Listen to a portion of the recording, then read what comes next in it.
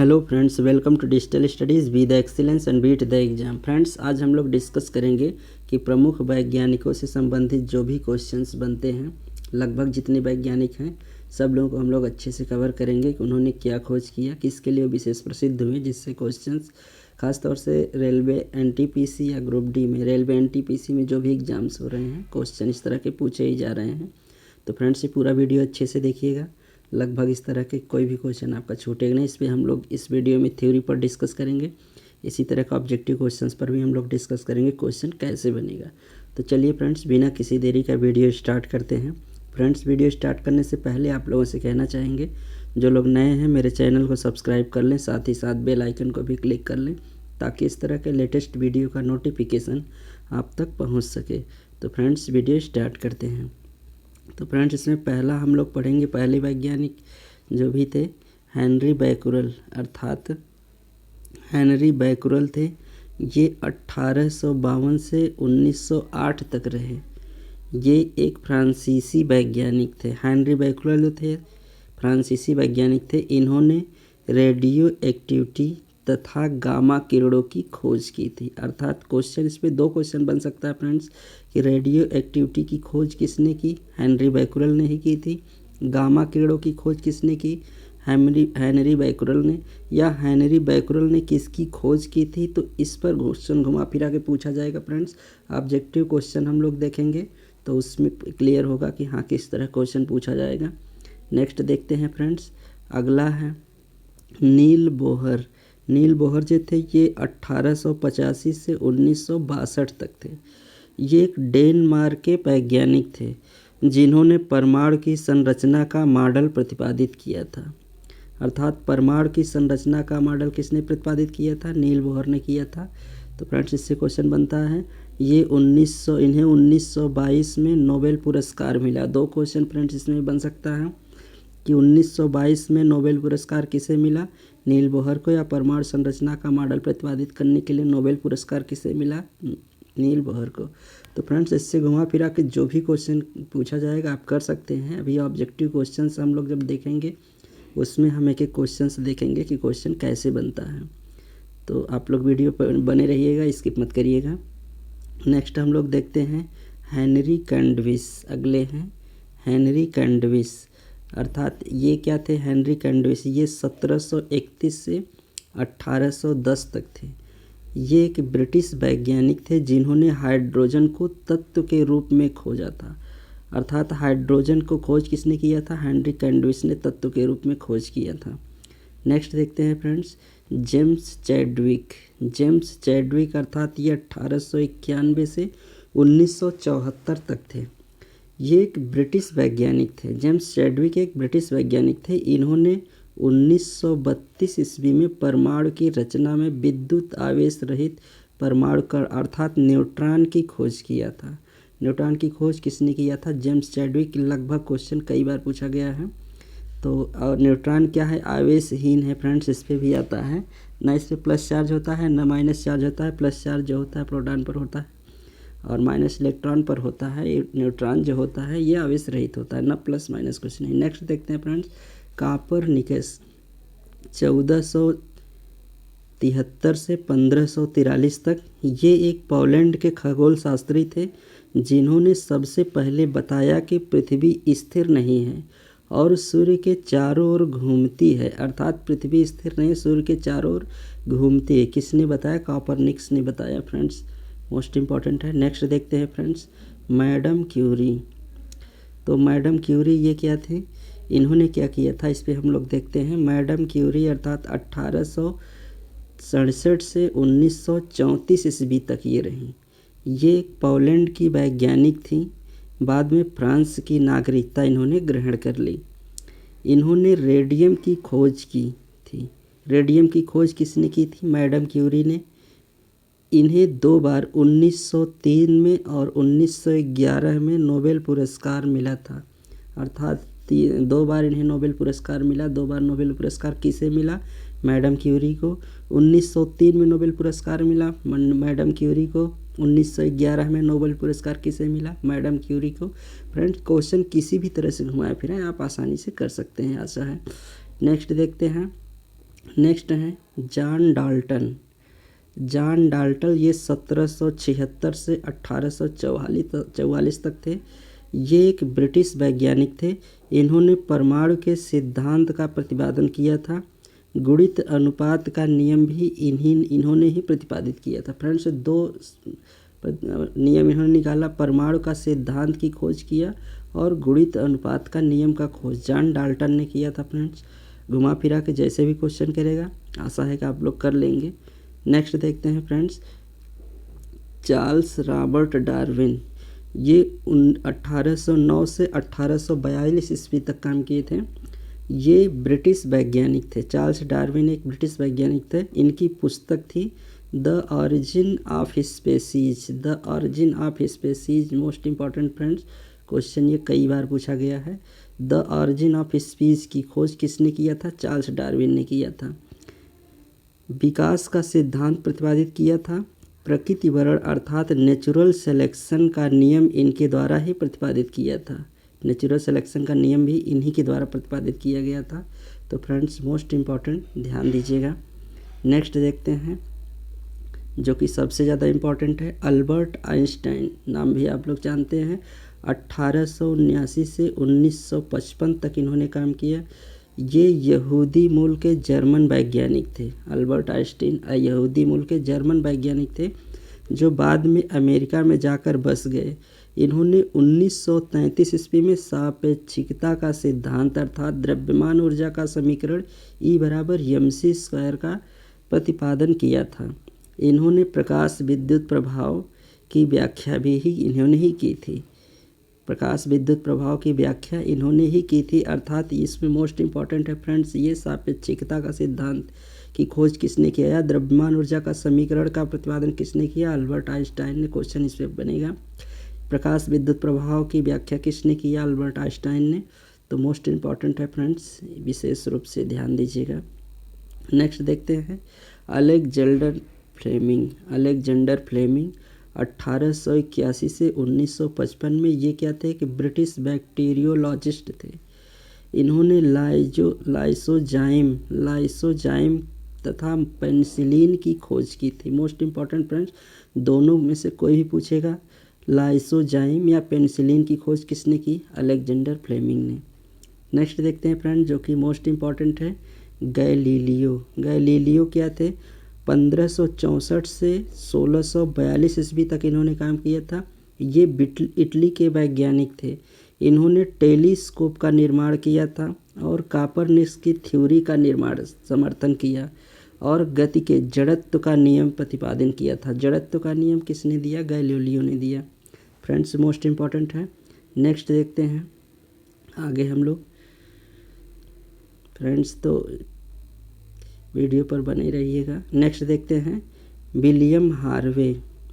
William Harvey 1578 से 1657 तक ये एक ब्रिटिश डॉक्टर थे जिन्होंने रक्त परिवहन की खोज की थी। अर्थात रक्त परिवहन की खोज किसने किया? विलियम हार्वे ने। तथा कार्यकी एवं भ्रूणकी का प्रयोगात्मक अध्ययन भी किया था। फ्रेंड्स दो कार्य इन्होंने किया, कार्यकी एवं भ्रूणकी का प्रयोगात्मक अध्ययन किया और रक्त परिवहन की खोज किया विलियम हार्वे ने। नेक्स्ट देखते हैं friends Edward Jenner. Edward Jenner 1749 से 1823 में ये इंग्लिश डॉक्टर थे जिन्होंने चेचक के टीके की खोज किया था। अर्थात चेचक के टीके की खोज किसने किया? एडवर्ड जेनर ने। नेक्स्ट देखते हैं friends Joseph Lister. Joseph Lister 1827 से 1912 ईस्वी तक इन्होंने काम किया। ये एक ब्रिटिश सर्जन थे। जोसेफ लिस्टर एक ब्रिटिश सर्जन थे। इन्होंने एंटीसेप्टिक सर्जरी की खोज किसने किया? जोसेफ लिस्टर ने। फ्रेंड्स मोस्ट इम्पॉर्टेंट है। नेक्स्ट क्वेश्चन देखते हैं जोसेफ प्रिस्टले 1733 से 1804 ईस्वी तक ये एक ब्रिटिश रसायन शास्त्री थे जिन्होंने ऑक्सीजन की खोज की और गैसों को एकत्रित करने की विधि का विकास किया था। जोसेफ प्रिस्टले अर्थात ऑक्सीजन की खोज किसने की? Joseph Presley. Most important friends question उससे बनेगा। नेक्स्ट देखते हैं WC रॉन्टजन 1845 से 1923 तक इन्होंने काम किया। ये एक जर्मन वैज्ञानिक थे। डब्ल्यू.सी. रोंटगन एक जर्मन वैज्ञानिक थे जिन्होंने एक्सरे की खोज की थी। अतः एक्सरे की किरणों रोंटगन रेंज भी कहा जाता है। एक्सरे की किरणों को रोंटगन रेंज भी कहा जाता है। फ्रेंड्स मोस्ट इम्पॉर्टेंट कि एक्सरे की खोज किसने की? डब्ल्यू.सी. रोंटगन ने। नेक्स्ट देखते हैं रॉबर्ट हुक। रॉबर्ट हुक 1635 से 1703 तक इनका कार्यकाल था। इन्होंने सर्वप्रथम मृत पादप ऊतक की कोशिकाएं देखी। मृत पादप ऊतक की कोशिकाएं किसने देखी? रॉबर्ट हुक ने देखी और सन 1665 में इन्हें सेल्स की संज्ञा दी। अर्थात कोशिकाओं में सेल्स की संज्ञा इन्होंने रॉबर्ट हुक ने दी। मृत पादप कोशिकाओं की खोज किसने की? तो रॉबर्ट हुक ने की। इन्होंने पदार्थों की प्रत्यास्था का भी अध्ययन किया। अर्थात प्रत्यास्था का नियम भी रॉबर्ट हुक ने ही दिया। तो इस पर 3 क्वेश्चन बनेंगे फ्रेंड्स। तीनों क्वेश्चन, पहला मृत पादप ऊतक का बनेगा, दूसरा सेल्स की खोज मृत पादप ऊतक, दूसरा सेल्स का प्रत्यास्था का अध्ययन किया। पदार्थों की प्रत्यास्था का अध्ययन किसने किया? रॉबर्ट हुक ने। नेक्स्ट क्वेश्चन देखते हैं फ्रेंड्स। अर्नेस्ट रदरफोर्ड 1871 से 1937 तक ये स्कॉटलैंड के वैज्ञानिक थे जिन्होंने 1911 ईस्वी में परमाणु के नाभिक की खोज की। अर्थात परमाणु के नाभिक की खोज किसने की? अर्नेस्ट रदरफोर्ड ने 1911 ईस्वी में किया। फ्रेंड्स मोस्ट इम्पॉर्टेंट है, 2 क्वेश्चन इससे बनेगा। नेक्स्ट देखते हैं आर्यभट्ट। आर्यभट्ट क्या थे फ्रेंड्स? 476 से 520 ईस्वी तक इनका कार्यकाल था। प्राचीन भारत के प्रसिद्ध खगोलज्ञ एवं गणितज्ञ थे ये। आर्यभट्ट क्या थे? एक खगोलज्ञ भी थे और गणितज्ञ भी थे, दोनों थे, जिनकी रचना आर्यभट्टीय कहलाती है। अर्थात आर्यभट्टीय, जिनकी रचना क्या कहलाएगी? आर्यभट्टीय कहलाती है। एक खगोलज्ञ और गणितज्ञ, 2 क्वेश्चन इस पे बनेगा फ्रेंड्स। ये दोनों थे। इन्होंने गणित एवं खगोल में कई महत्वपूर्ण कार्य किए। सबसे पहले तो इन्होंने यह बताया कि पृथ्वी अपने अक्ष पर घूमती हुई सुई की परिक्रमा करती है। अर्थात पृथ्वी अपने अक्ष पर घूमती हुई सुई की परिक्रमा करती है, ये आर्यभट्ट ने ही बताया। नेक्स्ट देखते हैं फ्रेंड्स जगदीश चंद्र बोस। इन्होंने क्या किया? इन्हें देखते हैं। जगदीश चंद्र बोस 1858 से 1937 ईस्वी तक इन्होंने काम किया। प्रसिद्ध भौतिकी विज्ञानी जिन्होंने मार्कोनी से भी पहले बेतार प्रणाली का प्रदर्शन किया था। अर्थात इन्होंने बेतार प्रणाली का प्रदर्शन किसने दिया था? जगदीश चंद्र बोस ने दिया था। इन्होंने वनस्पतियों की संवेदनशीलता पर अनेक आश्चर्यजनक प्रदर्शन किए थे। इन्होंने बोस इंस्टीट्यूट की स्थापना की थी। इन्होंने केस्कोग्राफ नामक यंत्र का भी आविष्कार किया था। केस्कोग्राफ नामक यंत्र का आविष्कार किसने किया? जगदीश चंद्र बोस जी ने किया था। फ्रेंड्स मोस्ट इम्पॉर्टेंट क्वेश्चन है। नेक्स्ट हम लोग देखते हैं चंद्रशेखर वेंकट रमन। ये सबसे ज़्यादा इम्पॉर्टेंट है फ्रेंड्स, लगभग क्वेश्चन हमेशा पूछा जाता है इस पर। चंद्रशेखर वेंकट रमन ये 1888 से 1970 तक ये थे। रमन प्रभाव के लिए 1930 में भौतिकी के क्षेत्र में इन्हें नोबेल पुरस्कार भी मिला। अर्थात नोबेल पुरस्कार भौतिकी के क्षेत्र में किसे मिला? फ्रेंड्स क्वेश्चन से बनेगा तो चंद्रशेखर वेंकट रमन को, या रमन ही सिर्फ पूछा जाता है, चंद्रशेखर नहीं पूछा जाएगा। उनके द्वारा रमन प्रभाव 28 फरवरी को आविष्कृत हुआ था। जिनके महत्व को देखते हुए प्रतिवर्ष 28 फरवरी को भारत में राष्ट्रीय विज्ञान दिवस मनाया जाता है। फ्रेंड्स राष्ट्रीय विज्ञान दिवस मनाया जाता है 28 फरवरी के। क्वेश्चन इस पर बनेगा। 1954 में भारत रत्न तथा 1958 में लेनिन पुरस्कार का सम्मान इन्हें मिला। अर्थात 1954 भारत रत्न भी इन्हें भौतिकी के क्षेत्र में मिला। इन्हीं के नाम से राष्ट्रीय दिवस मनाया गया और लेनिन शांति पुरस्कार भी इन्हीं को मिला। फ्रेंड 3-4 क्वेश्चन है रमन प्रभाव। फ्रेंड्स मोस्ट इम्पॉर्टेंट याद रखिएगा। तो नेक्स्ट हम लोग देखते हैं फ्रेंड्स। इसी तरह से फ्रेंड्स अगली वीडियो में हम लोग देखेंगे इनके ऑब्जेक्टिव क्वेश्चंस पर, कि जितने भी ऑब्जेक्टिव क्वेश्चन इस पे बनते हैं हम लोग उस पर डिस्कस करेंगे, तो सारी चीज़ें क्लियर हो जाएगी। नेक्स्ट देखते हैं फ्रेंड्स बीरबल साहनी। अर्थात बीरबल साहनी, तो बीरबल साहनी ये क्या थे कि ये 1800, तो बीरबल साहनी ये 1891 से 1949 तक थे। प्रसिद्ध वनस्पतिज्ञ थे, ये वनस्पति विज्ञानी बीरबल साहनी थे। इन्होंने अपने विस्तृत अनुसंधान क्षेत्र के अंतर्गत कुछ फर्नों की सजीवता और संरचना पर निर्णायक खोज कार्य किया था। अर्थात बीरबल साहनी वनस्पति, इन्होंने अपने विस्तृत अनुसंधान क्षेत्र के अंतर्गत कुछ फर्नों और सजातियों की खोज की संरचना पर किसने किया था? बीरबल साहनी ने निर्णायक खोज किया था। नेक्स्ट देखते हैं फ्रेंड्स, मेघनाद शाह ये क्या थे? 1893 से 1956 तक ये काम किए थे। भौतिकी के विश्व प्रसिद्ध विद्वान थे। मात्र 30 वर्ष की आयु में इलाहाबाद विश्वविद्यालय के प्रोफेसर के पद पर नियुक्त हुए थे। अर्थात मेघनाद शाह इलाहाबाद विश्वविद्यालय, फ्रेंड्स इससे भी क्वेश्चन बनेगा कि प्रोफेसर पद पर मेघनाद शाह जी थे। तापीय आयनन सिद्धांत एवं थर्मोडायनेमिक्स में इनके महत्वपूर्ण अनुसंधान हैं। अर्थात तापीय अनुसंधान सिद्धांत एवं थर्मोडायनेमिक्स की खोज मेघनाद शाह ने किया। उनकी अनुपम कृति है the history of Hindu science. The history of Hindu science कृति किसकी है?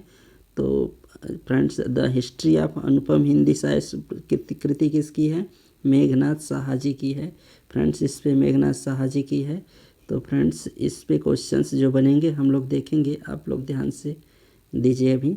नेक्स्ट देखते हैं, डॉक्टर सलीम अली 1857 से 1987 तक इन्होंने काम किया।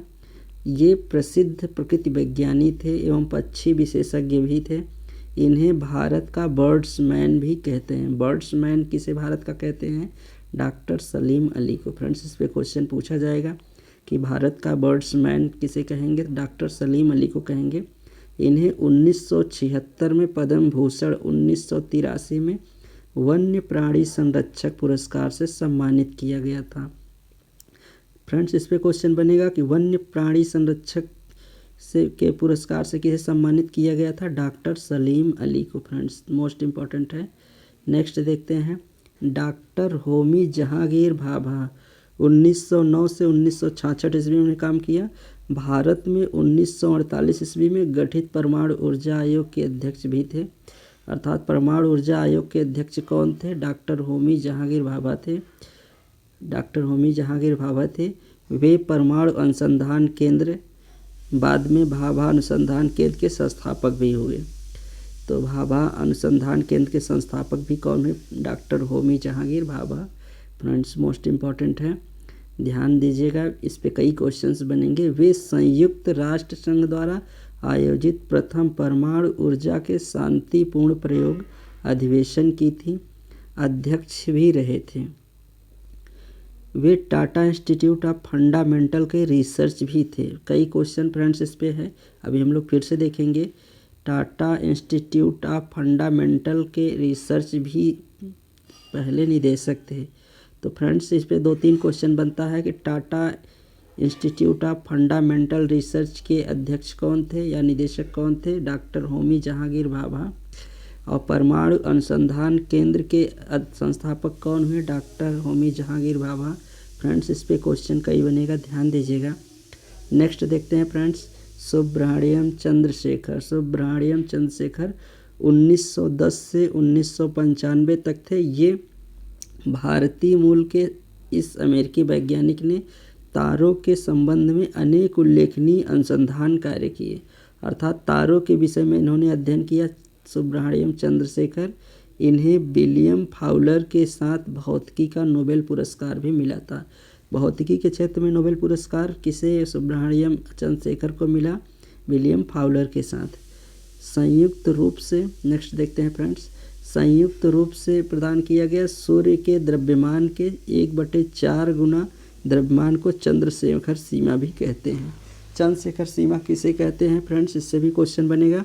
सूर्य के द्रव्यमान के 1.4 गुना द्रव्यमान के। नेक्स्ट देखते हैं फ्रेंड्स, हरबिंद सिंह खुराना। हरबिंद सिंह खुराना 1992, इन्होंने क्या किया था?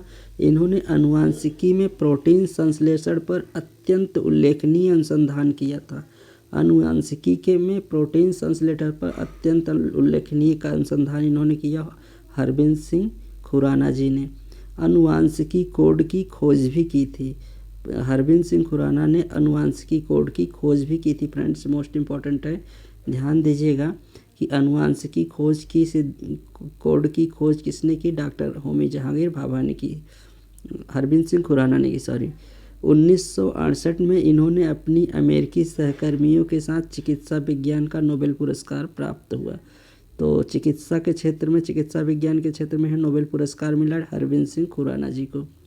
नेक्स्ट देखते हैं फ्रेंड, सतीश धवन भारतीय अंतरिक्ष अनुसंधान संस्थान इसरो अर्थात इसरो बंगलौर में स्थित है। फ्रेंड्स इसरो कहाँ स्थित है, इससे क्वेश्चन बनता है, तो ये बंगलौर में स्थित है। के भूतपूर्व अध्यक्ष भी थे सतीश धवन।